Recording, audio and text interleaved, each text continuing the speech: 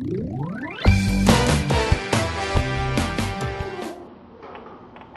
você sabe o que é mais importante no dia de Natal? Acho que eu sei. É adorar nosso Rei Jesus. E agora, crianças? Será que a minha aceitou? Assim como os sábios vieram adorar Jesus, nós também devemos fazê-lo. E não só no Natal, mas todos os dias. Ei, criança!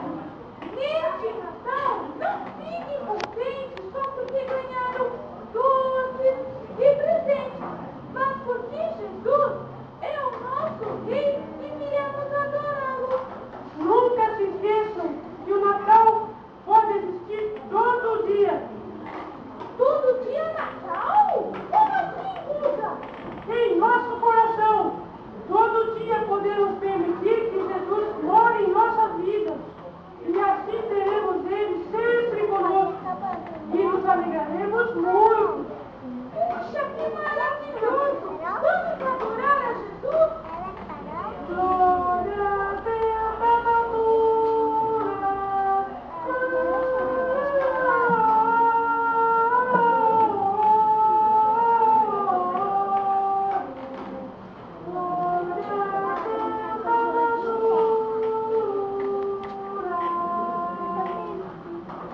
Feliz Natal!